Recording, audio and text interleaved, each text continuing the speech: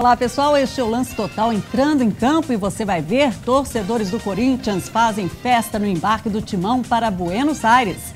Agora é oficial, Juninho Pernambucano renova contrato com o Vasco para a temporada. E mais, Carlitos Tevez, ex-Timão, pode virar merengue.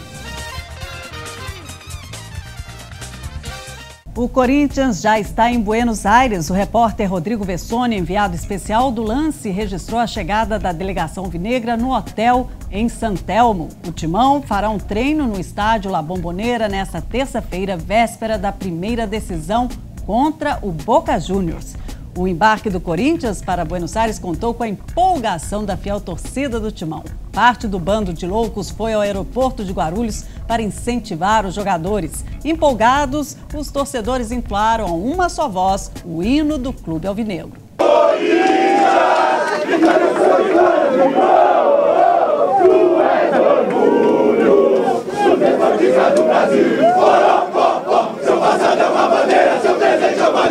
No último treino antes de embarcar para a Argentina, o técnico Tite não mostrou nenhuma novidade. O time será o mesmo que empatou com o Santos e se classificou para a inédita decisão. O treinador promoveu apenas a volta de Emerson Sheik, que cumpriu suspensão na última partida. Um dos destaques do time, o volante Paulinho, deu um susto após pisar num buraco no gramado e torcer o pé esquerdo. Mas o camisa 8 voltou a treinar e fez ainda um golaço durante a atividade. Felipe Borghese, o Corinthians conquistou nesse fim de semana a primeira vitória no Brasileirão e sobre o arquirrival Palmeiras, ou seja, está mais do que embalado, mais do que motivado e ainda conta com a volta do Sheik. Está tudo conspirando a favor do Timão?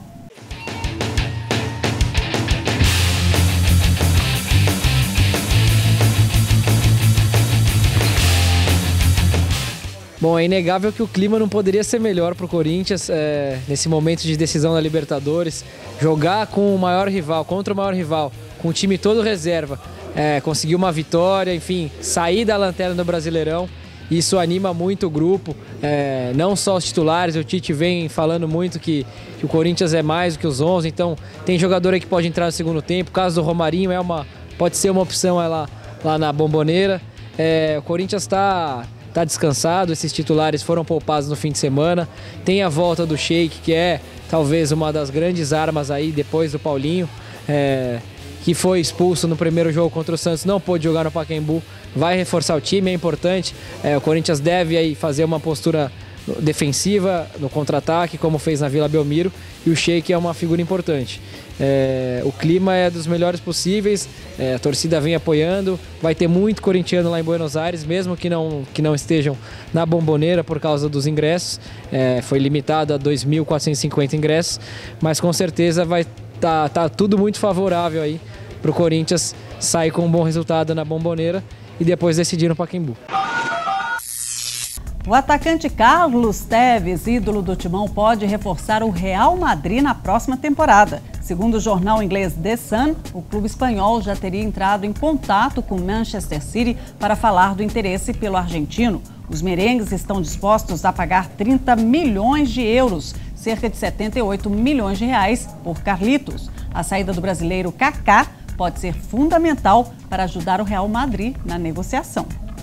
Agora é oficial, Juninho segue no Vasco até o fim da temporada. O Reizinho assinou a prorrogação do contrato na manhã desta segunda-feira. Na reapresentação do time, após a derrota para o Cruzeiro em casa, Éder Luiz admitiu que o meia, que não jogou por causa de uma gripe, fez falta em campo. A gente sabe que é jogador que é de qualidade, né? Jogador que pode definir a bola parada, está vivendo um momento bom. Como o Felipe Bastos também, já decidiu, já fez alguns gols de falta, né? Mas não fez.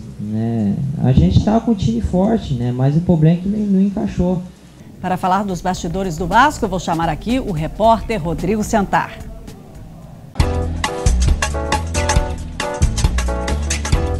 Oi, Santar, tudo bem? Tudo bem. Boa notícia essa do Juninho, né? Ainda mais depois de mais uma derrota pro Cruzeiro em pleno São Januário. Faltou o Juninho em campo?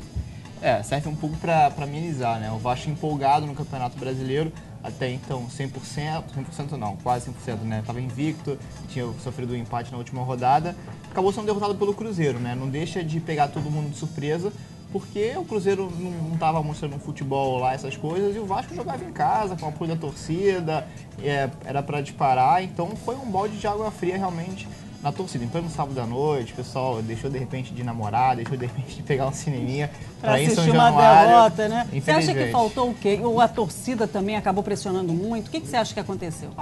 Os jogadores e até o Cristóvão estão até acostumados já, né? A torcida, o Vasco tomou um gol, ou seja, o Vasco tá 0-0, a torcida começa a vaiar. A torcida do Vasco é muito exigente, né? O Felipe, quando voltou pro Vasco, o Juninho, quando voltou pro Vasco, eles deram várias declarações dizendo que a torcida do Vasco sempre foi assim e tava cada vez mais impaciente, né?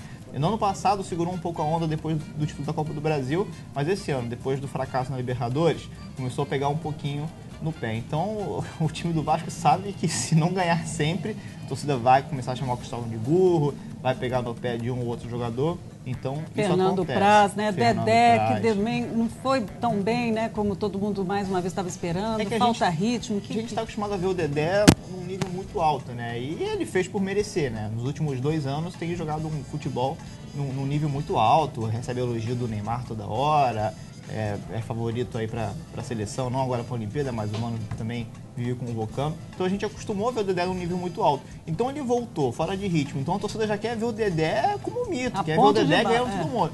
Aí, pô, chega o Mazinho lá em São Paulo e dá aquela pedalada, daquela chacoalhada nele e deixa o cara de pé. O Wellington Paulista também. Mesma coisa. Acho que o Wellington Paulista também, de repente o Dedé, é o Wellington Paulista, né? O cara foi lá e brincou. O Fernando Praz também, né? Acho que o Fernando Praz nunca ia imaginar que o Wellington Paulista ia dar aquela cavadinha por cima. Mas não pode deixar, né, essas coisas acontecerem realmente. Mas você acha que essa derrota, de alguma forma, manchou aí essa imagem que o Vasco, né, desde o início do campeonato, chegou como um dos favoritos aí ao título? Você acha que balançou a equipe ou demonstra que o Vasco não é tudo isso, não é um time tão consistente? Eu acho que no Brasil hoje nenhum time é tudo isso, né?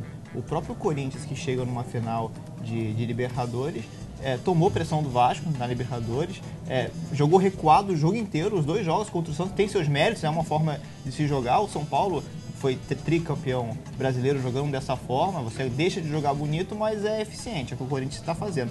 Então não tem nenhum super time. O Santos só é super time graças ao Neymar. Então o Vasco está no nível de talvez de 5 ou 6 times que estão mais preparados, estão jogando há mais tempo juntos. Então o Vasco tem boas condições. Mas o que deixa a torcida um pouco mais tranquila, talvez, é que o Cristóvão sempre foi muito equilibrado para isso.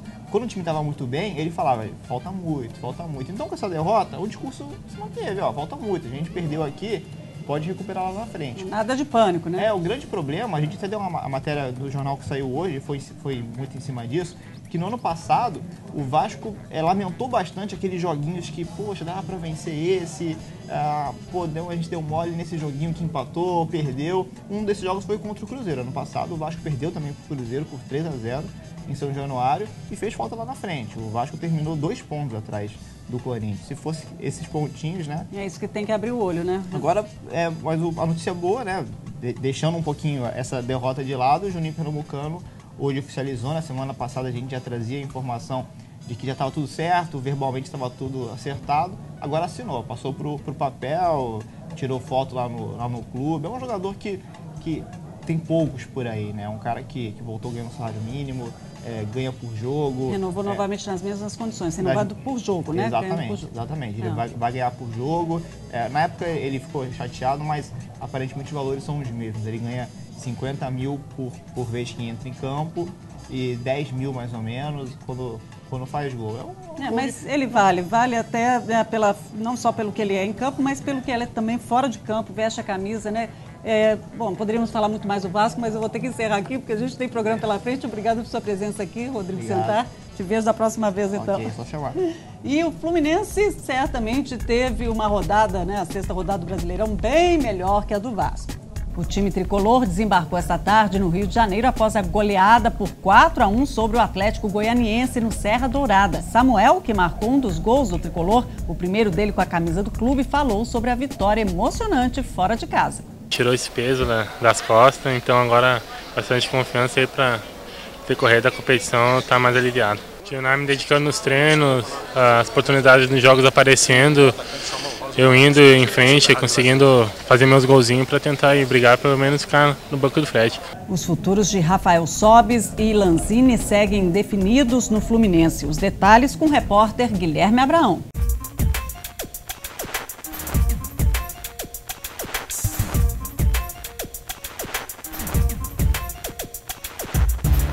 Essa semana vai ser decisiva para o Fluminense em relação à situação de Rafael Sobis e Lanzini.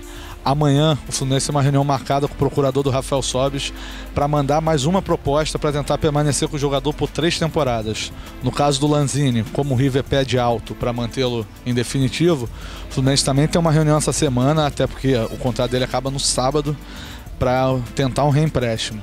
Dentro do River Plate, o pessoal está meio dividido em relação à situação, porém o Fluminense está mais confiante em manter a joia por mais uma temporada no clube. A meu ver, a situação do Rafael Sobis pode se complicar um pouco, porque a proposta que o Fluminense tem hoje para oferecer, são cerca de 3 milhões de euros, para o Al Jazeera é baixa. Além disso, o Fluminense enfrenta uma concorrência hoje do Grêmio, que pode oferecer mais e ficar com o jogador. Amanhã, nessa reunião, tudo vai ser definido, mas por enquanto a situação que antes era favorável complicou para o lado do Flu. O meia Maico Suel embarcou na tarde desta segunda-feira para a Itália. O jogador foi liberado pelo Botafogo para realizar os exames médicos e acertar com a Udinese pelas próximas 4 temporadas. Durante a semana, o Alvinegro e o clube italiano definirão os últimos detalhes da transferência, que gira em torno de 13 milhões de reais. A certeza de que Emerson Leão está com os dias contados no São Paulo é que a diretoria já procura nomes para substituí-lo. Vadão, finalista com o Guarani no Paulistão deste ano e em disputa na Série B do Brasileirão, é uma possibilidade.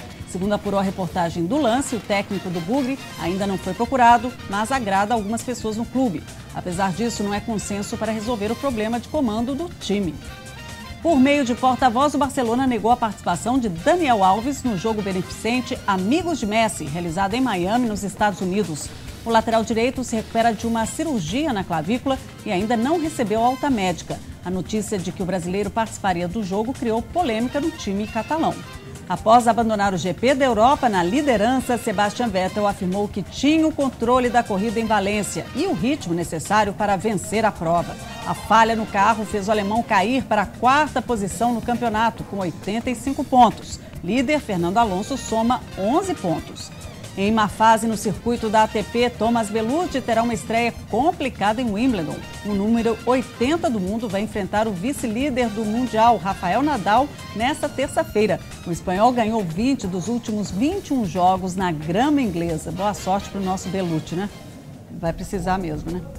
Bom, há 17 anos, Renato Gaúcho marcava o gol de barriga decisivo na final do Campeonato Carioca de 95 entre Flamengo e Fluminense. A partida estava empatada em 2-2, resultado que garantiu o título ao time rubro-negro. Mas faltando 4 minutos para o final, aconteceu o gol inusitado de empate. O Lance Total, então, sai de campo com um gol histórico de Renato Gaúcho. A gente volta nessa terça, a partir das 11 da noite. Vejo você.